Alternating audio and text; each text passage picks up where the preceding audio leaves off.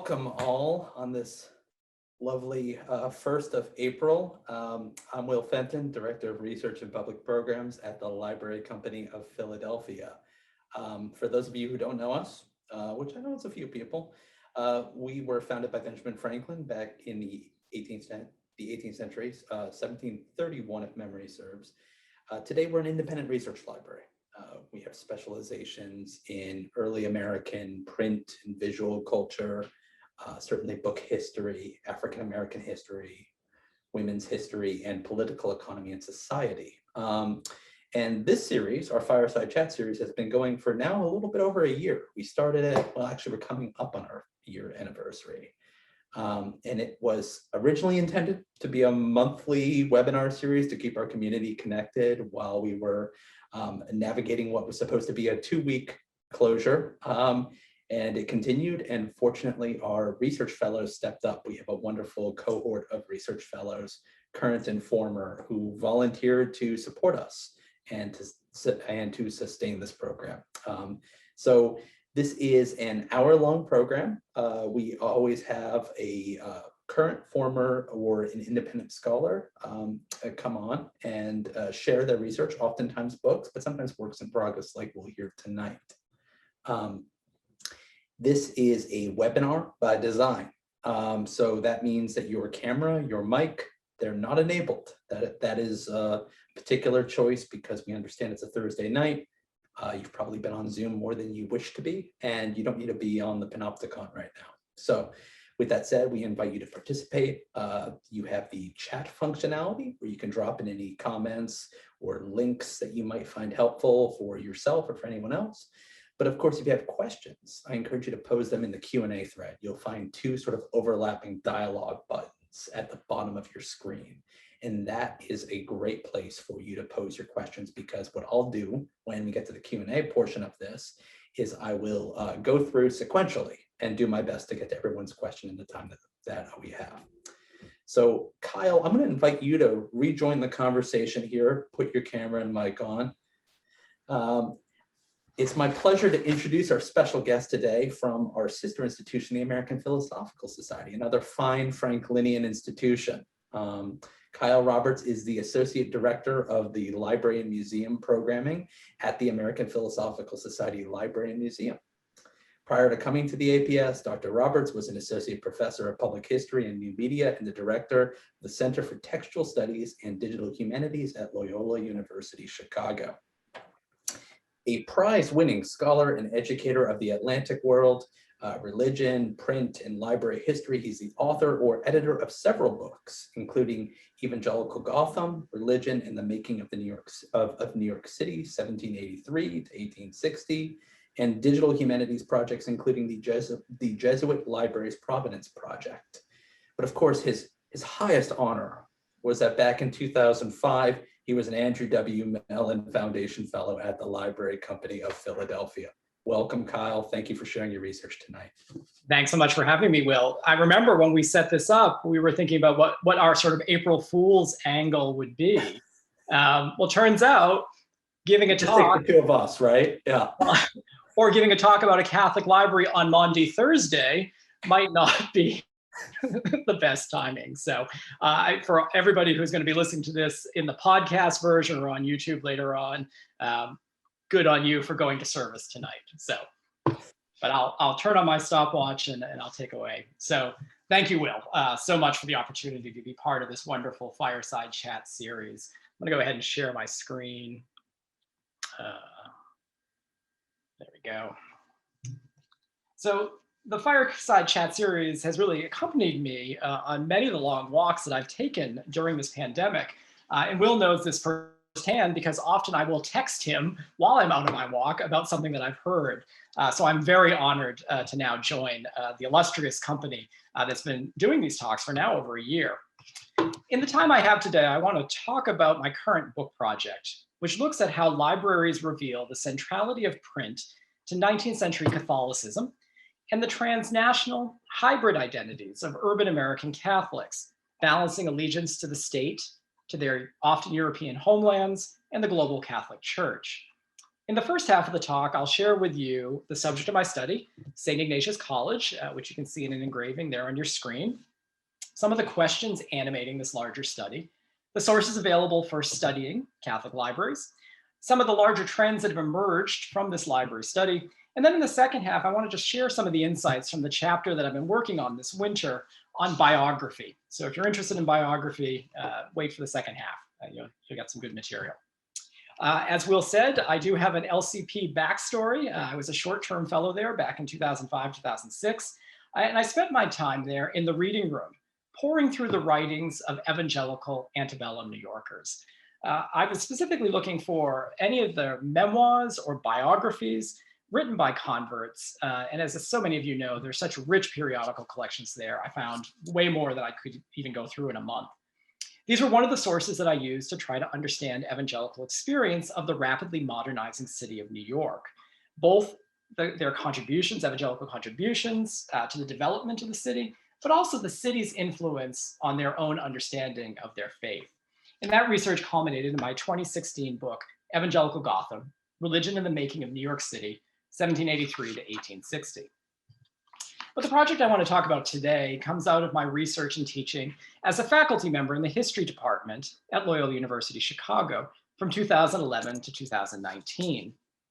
As a public historian and a digital humanist, I wanted a research project in which I could engage my undergraduate and graduate students with local collections. And there was nothing more local than the special collections and university archives at Loyola. Having studied antebellum New York evangelicals, post-Civil War Catholic Chicagoans seemed maybe like a good next choice. This project was going to allow me to focus on a very different urban setting. 19th century Chicago is a very different city than New York. A different source space. What does it look like to do urban history through a library? And a very different way of researching history. And that way of researching history, and let's see if I can get this to advance, is a collaborative project. So I want to acknowledge from the start that this project has benefited from the insights and work of over 40 Loyola students who have contributed to it. They have demonstrated that library history is a remarkably generative subject, offering students a broad range of research possibilities. And if anybody wants to talk about teaching with libraries, with historic libraries in the Q&A, let's do that. These students who you see in front of you have all graduated, and they've gone on to library school and doctoral programs in history and literature, law school, careers in finance, journalism, and public history. And part of the impetus for doing this project now is to synthesize their scholarship in conjunction with my own observations to build this larger interpretation of Jesuit library building within the city of Chicago in the last quarter of the 19th century. Our subject is on the screen in front of you. This is St. Ignatius College on the right. It opened in September 1870. So if you're doing the math, yes, opened 150 years ago, last fall. The Jesuits had arrived in Chicago in 1857, and they first built Holy Family Church, which you see on the left of the engraving. Then they worked on building up a system of parochial schools with women religious, the Sisters of Charity of the Blessed Virgin Mary, the BVMs. For any of you who followed Loyola men's basketball, Sister Jean is a BVM. And also the RCJs, the Sisters of the Sacred Heart. Jesuits worked very closely with women religious, a very important theme in doing Catholic history. And then they were ready to build their college. And this college is sort of a combination high school and college education, originally 6 years, later 7 years. It was built on the west side of Chicago in an Irish and German neighborhood, a heavily immigrant neighborhood, 2 blocks north of Maxwell Street. Chicago itself is a Catholic city. We can talk more about that later. The faculty were largely exiled Europeans, Belgians, Germans, Irish Jesuits, many of whom had fled some form of persecution to come to the United States. And they were teaching the sons of Irish and German immigrants. This St. Ignatius College is the precursor to Loyola University Chicago today. And it had a library, which they were very proud of and which grew very quickly from 0 books in 1870 to 10,000 by 1880. And this is, I think, impressive given that the entire city, that much of the city of Chicago burned down around it in 1871. So how can library history help us understand urban and religious history?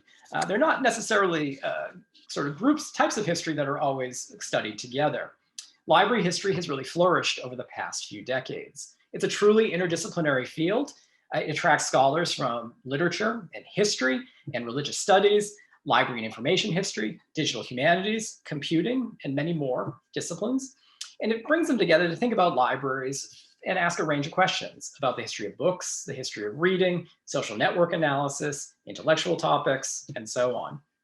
My work with Mark Towsey and 80 other scholars in the Community Libraries Network over the last decade has really inspired me to take seriously the role that libraries play in historic processes of identity construction and community formation. We have to remember this is an age when print in general and books in particular were the primary means by which people were exposed to new ideas. Libraries thus served as the vehicle through which shared notions of identity were disseminated among a variety of real and imagined communities. Libraries could be both liberatory, opening people up to access to new ideas, and exclusionary, restricting individuals based on political, social, racial, gender, or religious boundaries. So my particular project is to think about what libraries can tell us about identity formation among an urban Catholic community. What can the books collected by the foreign-born members of a Catholic religious order for training students in a rapidly commercializing city tell us, for example, about the members of that order, about their students and their aspirations, and more broadly, about the urban context in which they were undertaking their mission? How did urban Chicago shape the belief, practices, and worldviews of Jesuits and their students? And in turn, how did they shape the city? So why Chicago? There are lots of other cities I could have looked at. I mean, I happen to have a job in Chicago at the time. Why Jesuits? There are lots of other religious orders in Chicago. In wondering why there's been such a profusion of scholarship on the pre-suppression society. So the Society of Jesus was begun in 1540. It was suppressed by the Pope in 1773. There was a huge amount of scholarship in the 70s, 80s, and 90s on the early society. But there's actually very little scholarship, or is increasing now, on the society after its restoration. Wrestling with that, John McGreevy, in a 2007 review, wrote, "The 19th century Jesuits, fervently ultramontane, devoted to the Sacred Heart, fierce defenders of Pope Pius IX in the 1870 definition of papal infallibility, and suspicious of liberalism in all its varieties, and the public schools that seemed to inculcate it, surely seemed unlikely role models for Jesuit and non-Jesuit scholars in the immediate post-conciliar or post-Vatican II era. Their zeal seemed triumphalist, their vision narrowly institutional."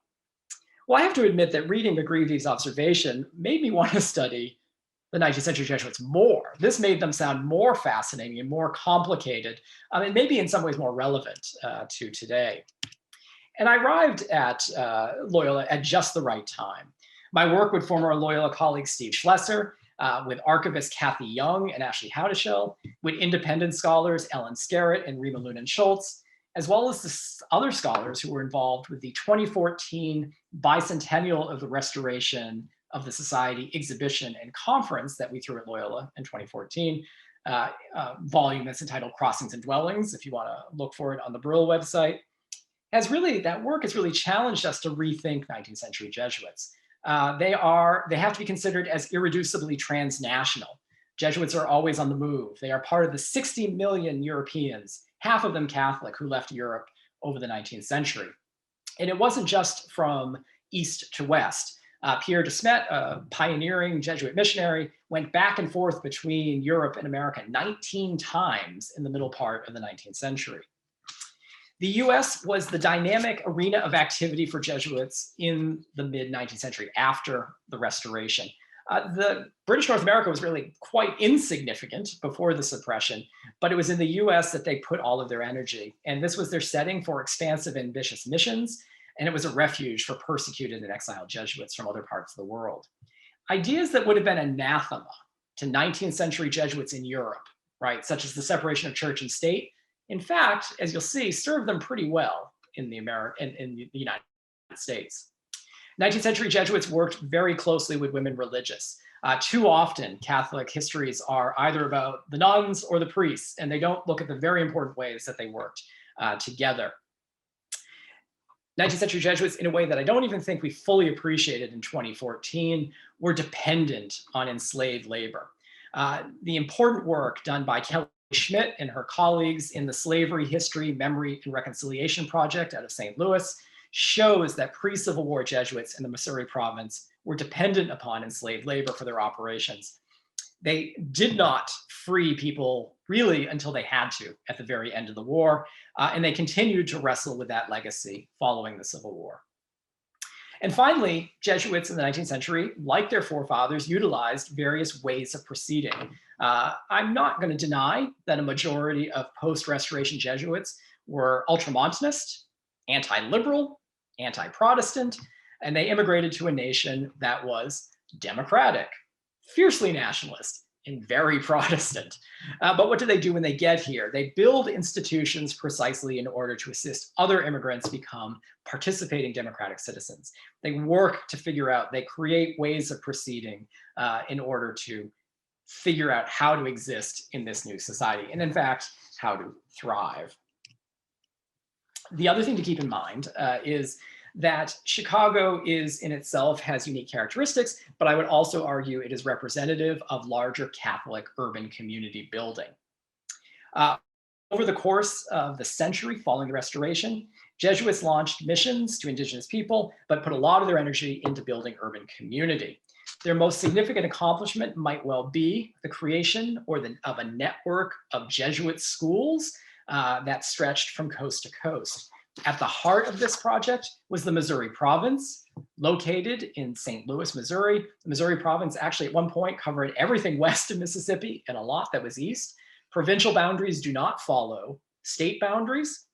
The Missouri province over time created 16 different schools, from Grand Coteau in Louisiana to Milwaukee in Wisconsin to Cleveland in Ohio to Las Vegas, New Mexico. A massive spread that encompassed a huge number of Catholics.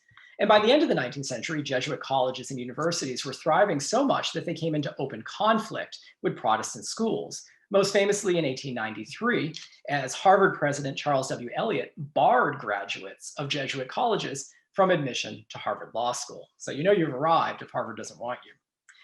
My goal is to suggest that St. Ignatius, as one of the 16 Midwestern schools, was actually more representative than unique in how Jesuits responded to the challenges that their new nation threw at them.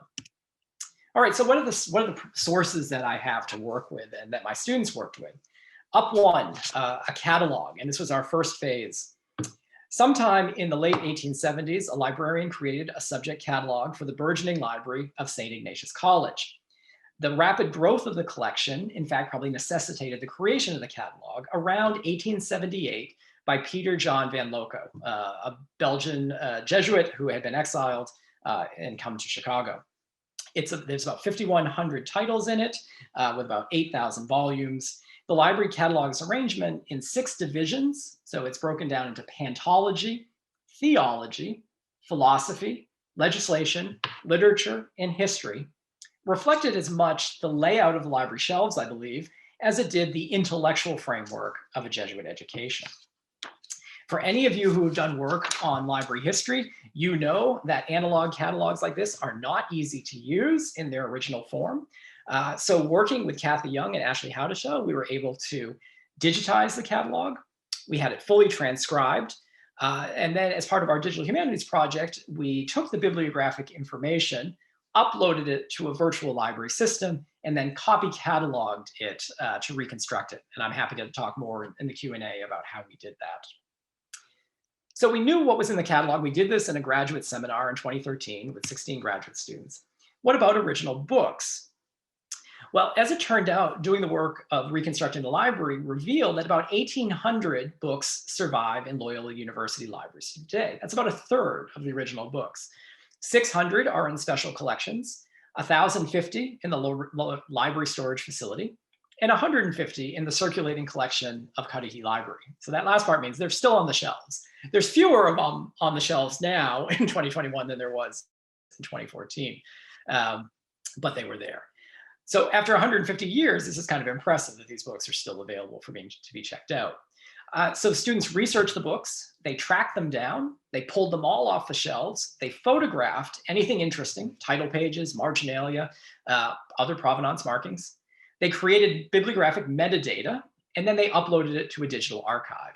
and the URLs for the is down there at the bottom. I'll also send around some links in the chat. So we've got these two sources, a reconstructed catalog, all of these books, 5,100 entries, 5,850 images in a digital archive.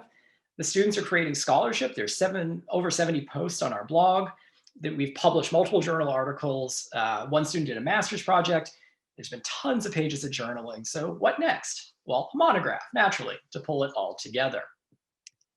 Just some really quickly before I move on to the biography chapter, I wanted to share with you 5 trends that have emerged in looking at the whole catalog and all the books we pulled off the shelves. Trend 1, 83% of the books were published in the 19th century. And a majority of those books were published within a generation, between sort of 1840 and 1880 of the opening of the school. Now, this for our students is a bit of a surprise. These are new books. Jesuits aggressively collected new books for their new library. And I think that reflects actually a part of their mindset. They're not looking to track down older books, with the percentage of which is actually much higher in other Jesuit library collections. It's quite surprising that these books survive today because they were buying new books. They were also buying cheap books. And a lot of these books are printed on that highly acidic paper. You've probably seen it in a used bookstore. You open it up and it starts to crumble in your hands. Many of the books, unfortunately, are in that condition. This is a highly cosmopolitan collection. Each red dot on there is a different imprint location. My previous project, not the New York one, but one on English dissenters, if I were to do a map of that, everything was published either in England or somewhere in Holland. The Jesuits were collecting very broadly from across the continent in many different languages.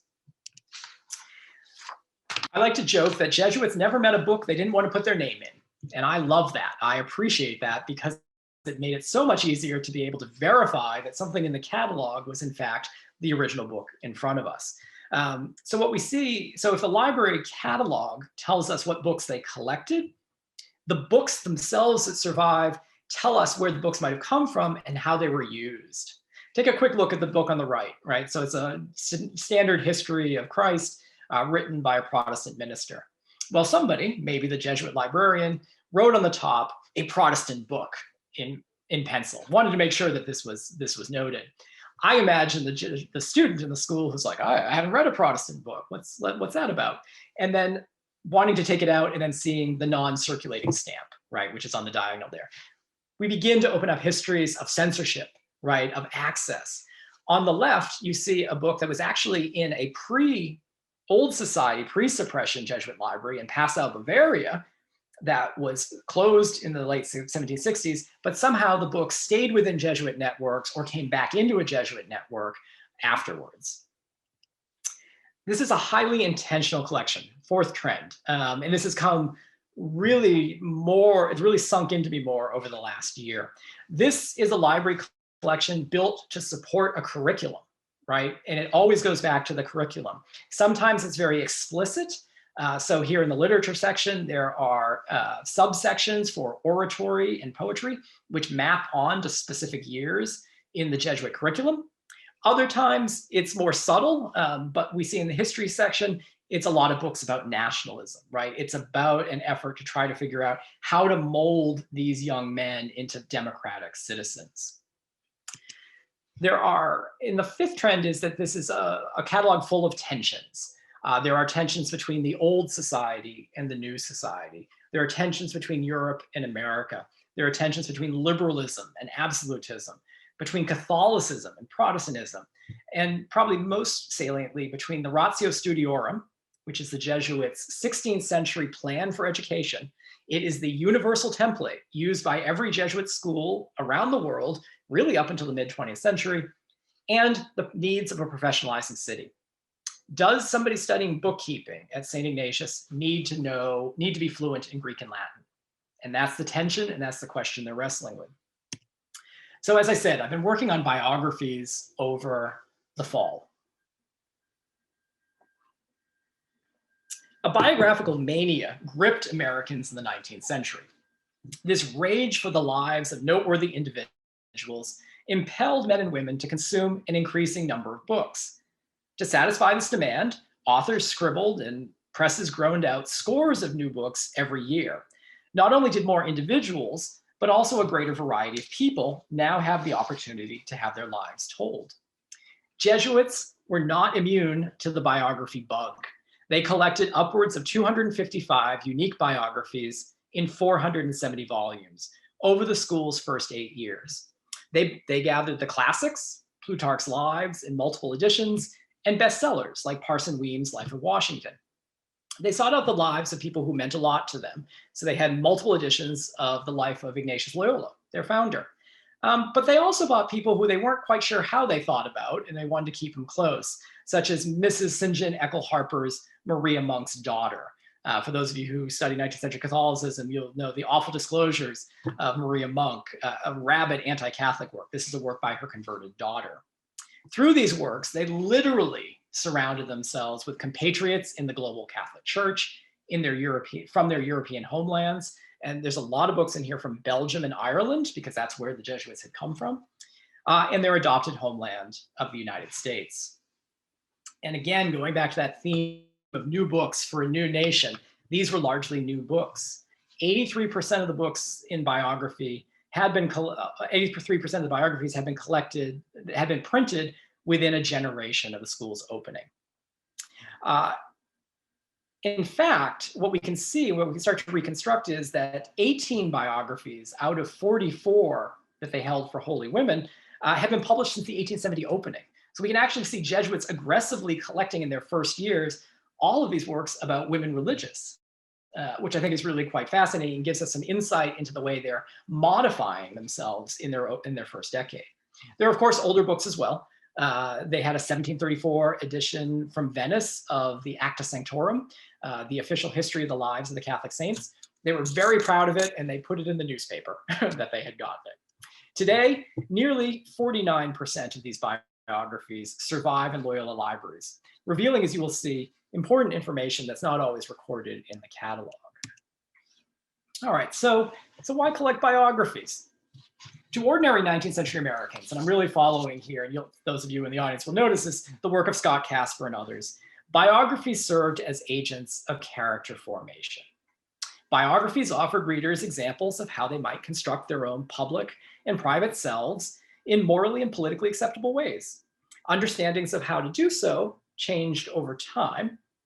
For example, early 19th century biographies tended to be more didactic and nationalistic. They were interested in inculcating virtue through the imitation of public actions. Later biographies focused more on private habits, seeking to inspire the development of individuality. So this shift, right, sort of from imitation, outward imitation of a certain set of characteristics, to inspiration to develop one's own authentic character, to find one's true self, was predicated on two things. It was predicated on a belief in the agency of an individual to make a change in her or himself. And it's also predicated on the power of reading to facilitate that change.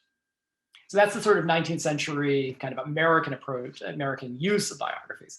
Jesuits drew on a very different and much older approach. They actually kind of the converse. Their ratio studiorum, as I said, their Jesuit plan for education, delineated a process for molding the character of those under their charge. Character formation, explains Eugene Devlin, was a directed and purposeful training of a student's intellectual and volitional powers to assist him to acquire worthwhile ideals, self-control through a disciplined will, suitable moral habits, emotional control, and moral integrity. Jesuits interwove character formation throughout their curriculum. It was manifest in asking students to read ancient classics, which would become a medium for imparting abiding and universal values. Jesuits imparted it through performing dramas, by bestowing a sense of dignity through modeling the example of the lives of worthy men and women of classical times, of the saints of the Christian church, and then the life of Jesus Christ, who of course was the perfect model. One learned character formation through the example of instructors.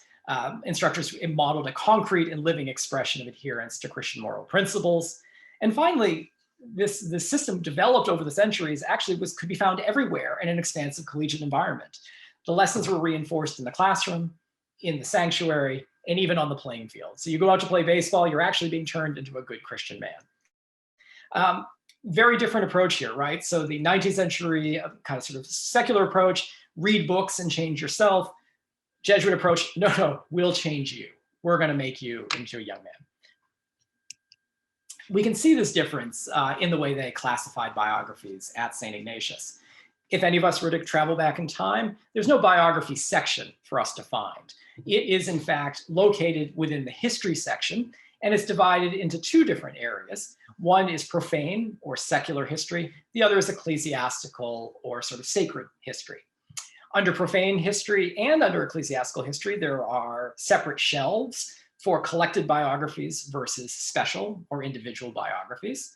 Now, the special biographies in ecclesiastical history are further broken down into popes, bishops, of religious or men in vowed orders, and of holy women, which is largely professed women. Protestant history does not exist in ecclesiastical history. So if you want to find a biography of a Protestant, you actually have to go to profane history.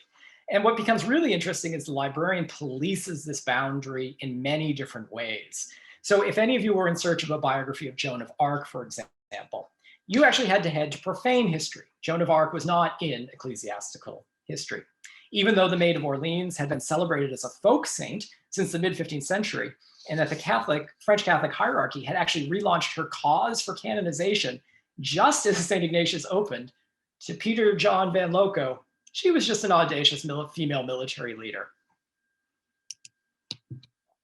Go back one second. Now, so this begs the question, if the Jesuits at St. Ignatius had such a different approach to character formation than the American culture in which they set up shop, why collect so many biographies? Well, on the one hand, I do think they are participating in some ways in this sort of culture of American culture of biographical character formation. But the short answer is that biographies actually do all manner of cultural work. Their focus on the narrative of an individual affords a valuable window into a range of secular and sacred phenomena prevalent in the 19th century. The biographies that the Jesuits collected reveal not only what developments and concerns interested the Jesuits, but also what materials they collected to sort of help them think through their own position on these issues. So I want to give you a few examples of this sort of thinking through. You're going to see on the right in these slides some of the original books from the collection. So in secular biographies, the Jesuits do not assemble an encyclopedic collection. They are not trying to get one of every bit from every time period. They really focus their energy on the contemporary world, which I would define as the sort of century leading up to the founding of the school, and then the well springs of that world, in their view, ancient Greece and Renaissance and Reformation Europe.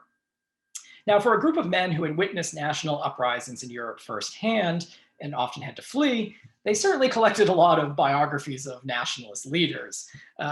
There are a smaller number, and there's an interesting divide here. They're not terribly interested in European nationalists. They do collect a lot of books about Bonaparte, but you will not find any biographies of Cavour or Garibaldi. They have far more abundant collections of men who had led their adopted homeland. We have multiple editions that survive of biographies of Benjamin Franklin, George Washington, the Marquis de Lafayette, even General Francis Marion, a biography less popular today, but quite popular in the 19th century. And it speaks to those men's enduring appeal to the American public, especially as the nation approached its centennial. For all its promise of life, liberty, and the pursuit of happiness, the American nation was founded on principles of chattel slavery and white supremacy, and the collection had several architects that upheld that unequal structure. Biographies of Jefferson, Jackson, Madison, Supreme Court Justices Joseph Story and Roger Taney. So purportedly anti-nationalist Jesuits had plenty of material to read up on American nationalism. They also stocked their shelves with a who's who of 18th and 19th century European and American literary figures. Jesuit embrace of the creative arts is not surprising. It has a long history, and it's integral to their curriculum. So you will find Pope and Goldsmith and Coleridge and Goethe and Dickens and Irving on their shelves. You won't find the French philosophes. There's no Voltaire. There's no Rousseau. There's no Diderot biographies. There is the history of Charles XII by Voltaire, so he's sometimes let in. It was surprising to me that there's no copy of Boswell's Life of Johnson. So some interesting choices being made here. They're collecting works of ancient Greece, mostly looking for figures for them to emulate. Nepo's Lives of Excellent Men, as you can see up here, was collected in 8 different editions. I just want to point out some of the writings you see on this. This is a book that was specifically given by the province to be part of this new collection. It was picked out as a book that was deemed that they needed to have. And they also had several Renaissance and Reformation biographies.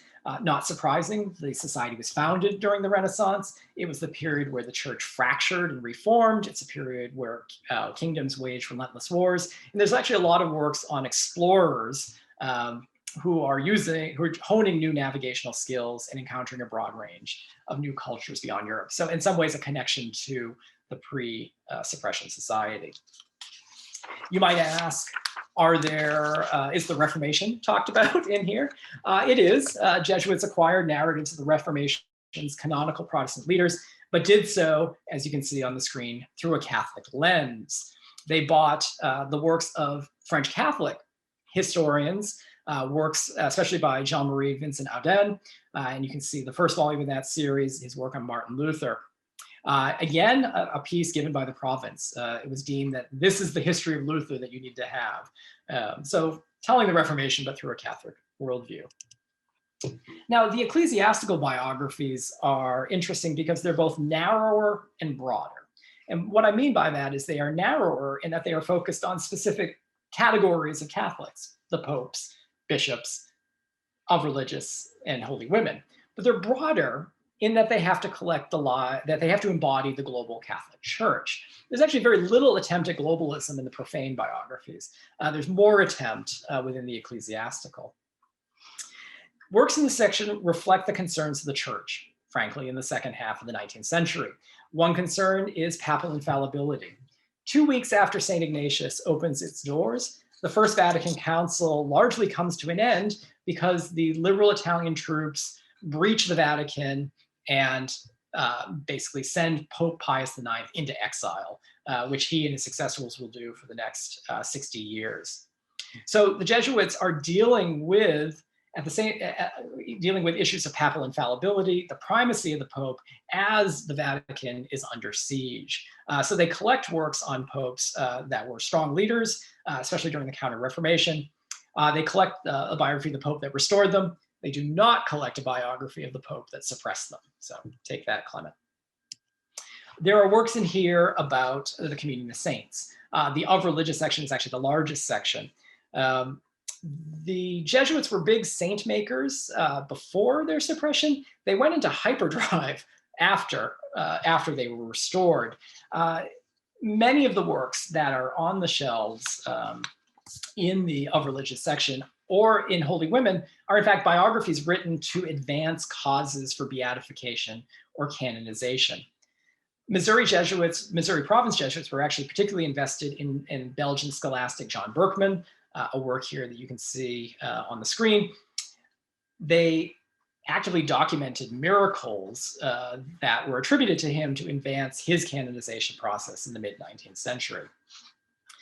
American Jesuit involvement in the promotion of new saints was more than just about renewing the place of a once disgraced order on the global Catholic stage. It was also, I think, an opportunity for American Catholic followers to feel closer to Rome while participating in a key component of Catholicism that distinguished them from their Protestant neighbors. And I'm indebted to the work of Patrick Hayes, especially on St. Peter Claver, for really sort of helping me think through that point. They're also interested in the urban order. 19th century American cities benefited from rethinking of the role of women religious. Founders of new orders refused to cloister themselves increasingly in the 18th and 19th century. Instead, they served the urban poor through teaching, which of course is a mission dear to the Jesuits' heart, as well as providing healthcare and social welfare support, relief programs, and institution building. Jesuits collected biographies of several women founders. You can see on the screen a biography of the 18th century founder, Madame de Youville from Montreal. And this is a work, in fact, that was inscribed to Arnold Damon, who was the founder of the order. This book is now, and I should say all of these books now can largely be found in special collections at Loyola. So the more time I spend with the Jesuits library, the more I've come to appreciate the extent to which it functioned really as a site for working out 19th century American and Catholic identity. The exiled European Jesuits who created this library recognized that they lived within a world much different than the one that they had left in Europe, and much different than the one they would have designed for themselves. They approached the world with the tools of the past. So there's a heavy reliance, as I said, on the ratio studiorum, but they also gathered materials very much of the present. As their forefathers in the mission field, and remember, the American Catholic Church was a mission church until the early 20th century, they embraced multiple ways of proceeding. Rather than dogmatically lock themselves into one response to a pressing issue, they worked within their environment to create multiple ways forward. I think their response to the American Civil War within their library provides one such moment. As I already mentioned, the Missouri province depended for 40 years on the labor of the enslaved. We now know that upwards of 200 women and men were either owned or oversawn by the province. Even if St. Ignatius was in the so-called sort of free North, it was staffed by Jesuit faculty who had been trained at seminaries that depended on slave labor, and in faculty who had worked in earlier schools in slave communities. So how then to face this new post-1865 reality? Could the Jesuits at St. Ignatius simply walk away from their past? Or could their biographies maybe help them work through it?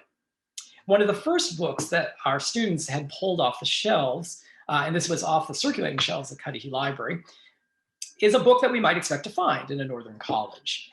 There's a telling inscription, as you can see here on the left, on the inside front cover. And this is the third volume of Ronca's Lives of the Popes. And it's a pretty standard 19th century edition, but the inscription really sort of sets it apart. Taken from the house of the Reverend James A. Harrell, Falls Church, Fairfax County, Virginia. Late rector of St. Andrew's Free Church, Washington, now in the rebel service.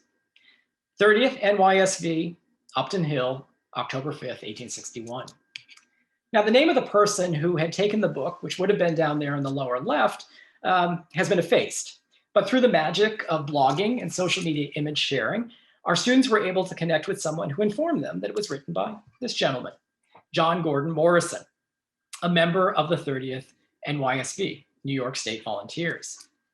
Even better, Morrison's diary survives with entries documenting his engagement with the book. Friday, October 4th, 1861. Visited the house of the late rector of the church, the Reverend James A. Harrell, and a precious rascal he was, pretending to be a Union man. He has run clear since, the spy is after him. I took 7 volumes of his books. Now, this story, I think, fits neatly with our expectation of the Chicago Jesuit relationship to the Civil War. Situated in Chicago, comfortably in the free North, surely they were on the right side of history. Morrison, for that matter, the good Union soldier who's taken his contraband from the precious rascal, is also a good example, I think, would be pointed to as a good example of character. James A. Harrell, the rector who ran away, pretending to be something else than he was, he certainly was not a good example. The reality, of course, I think is probably not so simple. Jesuits collected, indeed, the biographies of many Union officers and figures. They had 2 biographies of Lincoln. They had biographies of Stephen Douglas, William Tecumseh Sherman, and Thomas Ewing. Now, Douglas and Sherman and Ewing all had Catholic connections. Douglas and Ewing married Catholics, and Sherman had a son who later became a Jesuit. But they didn't end there. They also collected biographies of Confederate generals, Robert E. Lee and Thomas Stonewall Jackson, as well as the President of the Confederacy, Jefferson Davis.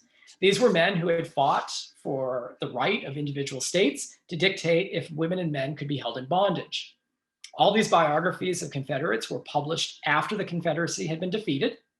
Their presence on library shelves raises important questions, I think, about what Jesuits in a northern city would be doing with these narratives, especially since they were all glowing accounts of the men's lives written to support the emerging lost cause ideology. Were these men models of character for the young Catholic boys being formed into men at St. Ignatius College? Are they indicative of a lingering pro-slavery inclination among a religious order long dependent on the labor of the enslaved and slow really to emancipate until they absolutely had to? Is it part of a larger understanding of how the Civil War came to be? Is it sort of an abstract concept? Is it not about character? I don't think there are any simple answers, but the library reminds us of this complex history, one that, as we know, they worked hard to forget, and one where I think we can start to really profitably think about what were the ways forward of dealing with a Reconstruction America. So I'm going to stop there. I want to make sure that we have time for questions. Thank you so much. This is a link. This is the URL for the website, and I will, as I said, we'll throw it in the chat too. Why don't I take down my screen? Thank you so much, Kyle. And I'm a step ahead of you. I've dropped that into chat already, and I hope folks will visit it, explore it, maybe even raise some questions with it. Again, you can drop in any questions you have through the Q&A feature.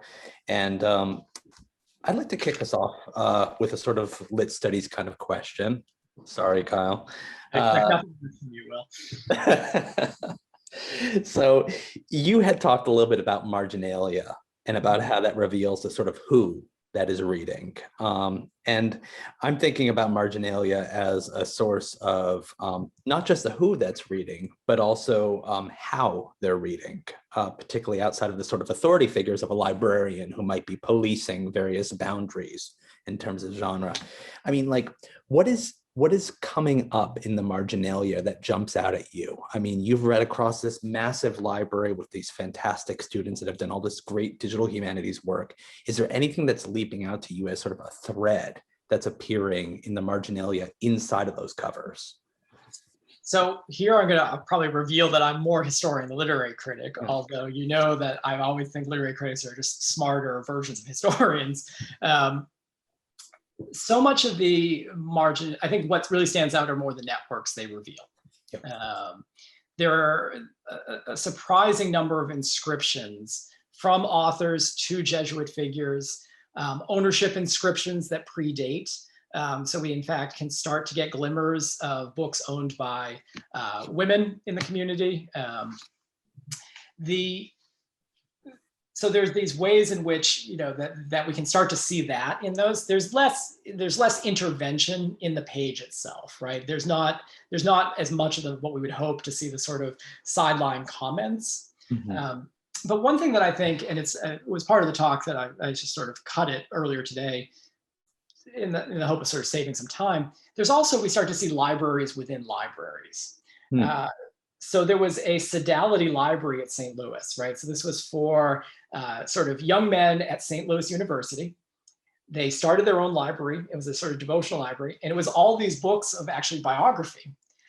The only reason we know about that collection today is because they were given and they survive. And so they have their specific sodality stamps on them. So we just start to see the way in which these books are sort of repurposed and removed and sort of gain these new lives existing within. That sodality library is particularly interesting because they all come from one Catholic publisher in France, Alfred Mame, and because they're all in French. People in St. Louis spoke and read French. People in Chicago, not so much. So we have a deluge of questions coming in, and forgive me if we don't get to all of them, but I'm going to do my best here. First of all, someone whose work you referenced in your talk, Patrick Hayes, asked a question, who notes the interesting point that you made between Jesuit collecting and how that reveals an interest in women religious. He writes, likely Jesuits were the most sought after retreat masters because, you know, they were the most available. Likely they were sought after as confessors and spiritual directors, especially in cities.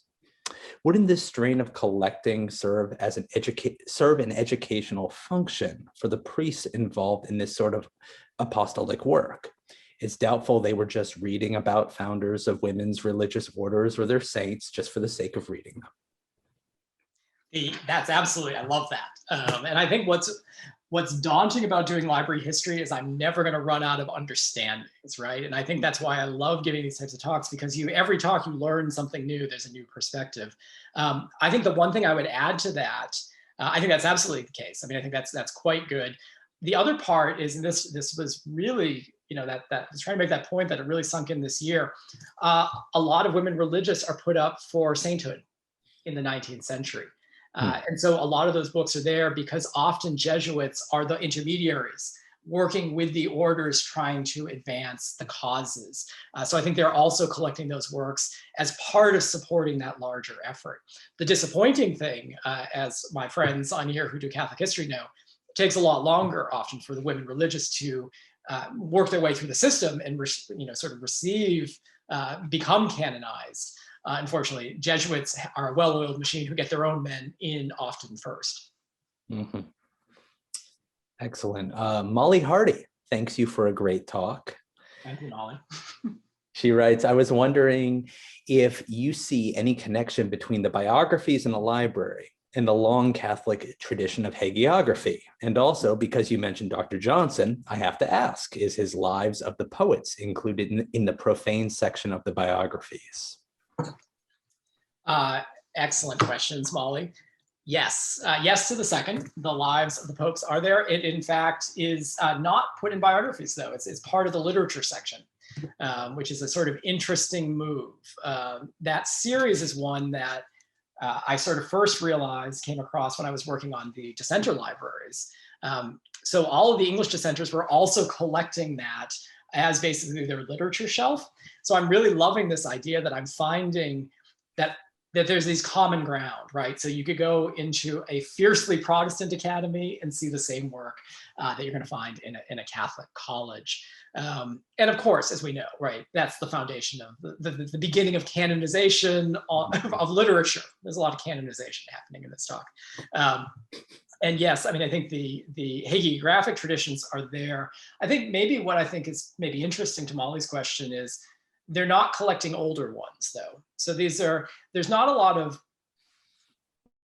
as much veneration of old books for the sake of being old books in this collection, which we might today assume is going on. They're more interested in getting the most recent edition because it's either the best edition or, as I would say, it's the cheapest edition and they can afford to get it.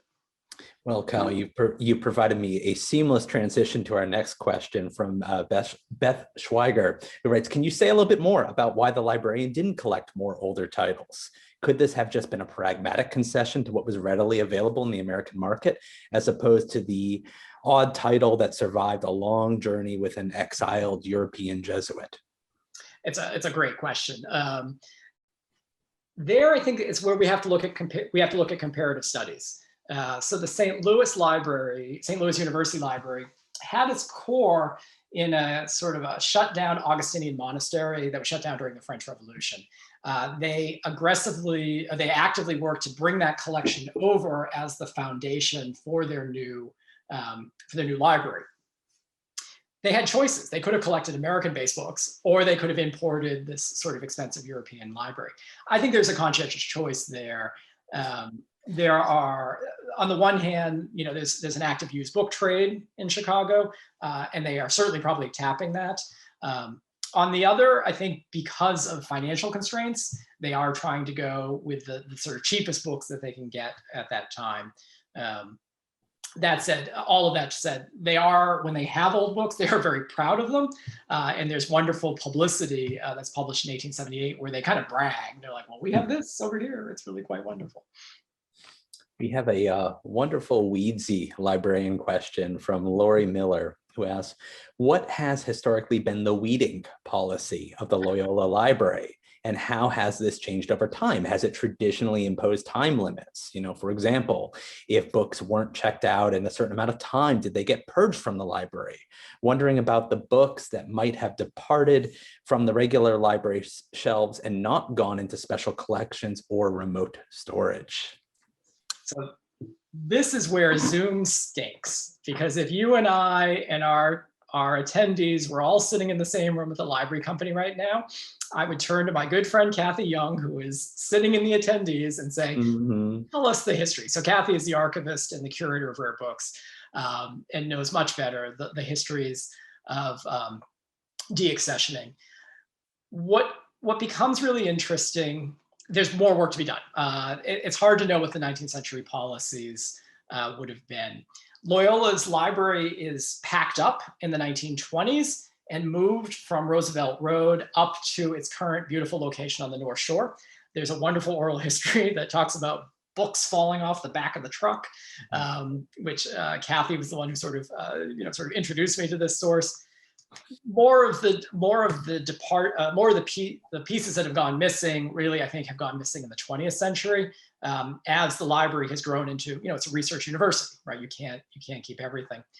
I want to say as a final point, what has been the saving grace of this collection, and why a third of those books I think still survive, is because they did go into the library storage facility, which I think is a place where most people on campus don't know about. It's a large storage space. One might call it sort of benign neglect. They were very safe there. And then there was a mold outbreak, and I will leave it at that. So, Lori, it sounds like we are encouraging you to get in touch with Kathy Young for a more scrupulous answer there. We're all about creating connections here at Fireside Chats. Finally, we have a minute or so left, so I'm just going to try to get this to you in a sort of lightning round. Lynn Prizer asks, are there any books of or about music? Probably. That was really fast. You're gonna download these questions and send them to me, right? Well, I will. Yes. I will. So any ones I can't answer now, I promise I will look up and I'll send answers for. So I haven't done much with the music, looking into music books at this point. Is this something that Lynn might be able to ascertain by exploring Jesuit Libraries Providenceproject.com? I don't think any of the students have worked on music. So okay. All right. Well, this is a future research project. There's a wonderful chapter in Crossings and Dwellings, the conference anthology about music. So I'll send Lynn the citation for that. Excellent. All right. Well, this has been a pleasure as always, Kyle. Lightning round, Will. Sorry. It's a very fast lightning round. Thank you so much for joining us on the eve of Good Friday, all of you, and especially our fantastic presenter, Kyle Roberts. Thank you for having me, Will. Take care, everyone. Have a great night, everybody.